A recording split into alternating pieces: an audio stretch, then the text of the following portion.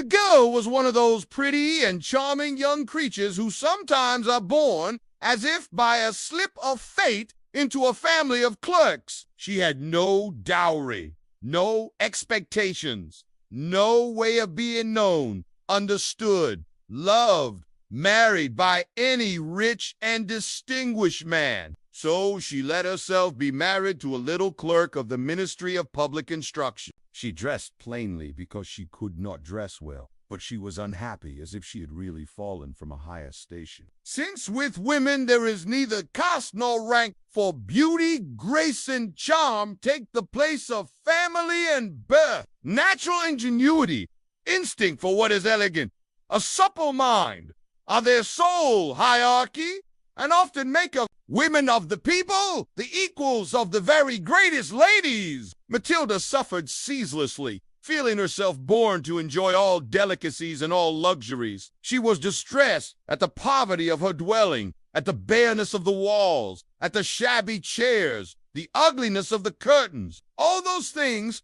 of which another woman of her rank would never even have been conscious, tortured her and made her angry. The sight of the little Breton peasant who did her humble housework aroused in her despairing regrets and bewildering dreams. She thought of silent antechambers hung with oriental tapestry illumined by tall bronze candelabra, and of two great footmen in knee breeches who sleep in the big armchairs, made drowsy by the oppressive heat of the stove. She thought of long reception halls hung with ancient silk, of the dainty cabinets containing priceless curiosities, and of the little coquettish with perfumed reception rooms, made for chatting at 5 o'clock with intimate friends, men, famous and sought after, whom all women envy and whose attention they all desire. When she sat down to dinner, before the round table, covered with a tablecloth in use 3 days, opposite her husband, who uncovered the soup tureen and declared with a delighted air, "Ah, the good soup! I don't know anything better than that."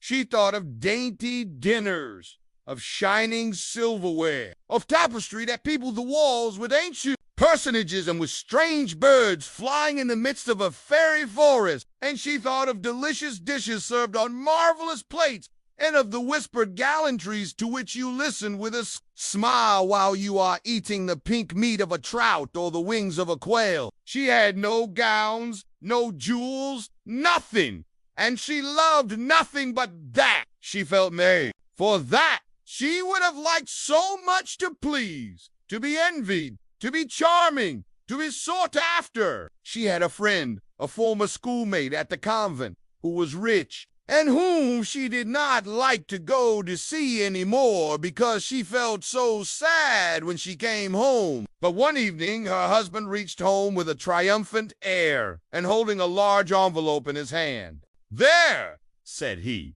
"there is something for you." She tore the paper quickly and drew out a printed card which bore these words: "The Minister of Public Instruction and Madame Georges Ramponneau requests the honor of M. and Madame Loisel's company at the Palace of the Ministry on Monday evening, January 18th. Instead of being delighted, as her husband had hoped, she threw the invitation on the "You never go out, and this is such a everyone wants to go. It is very select. Table!"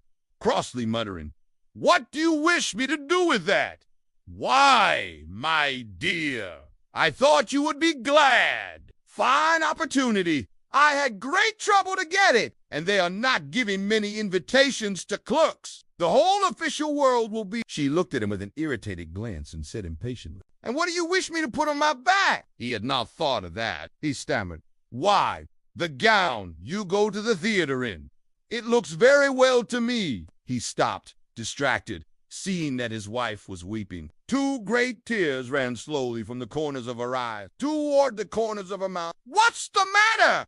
What's the matter?" he answered. By a violent effort, she conquered her grief and replied in a calm voice while she wiped her wet cheeks, "Nothing. Only I have no gown, and therefore I can't go to this ball. Give your card to some colleague whose wife is better equipped than I am." He was in despair. He resumed, "Come, let us see. Matilda. How much would it cost? A suitable gown, which you could use on other occasions, something very simple. She reflected several seconds, making her calculations and wondering also what sum she could ask, without drawing on herself an immediate refusal and a frightened exclamation from the economical clerk.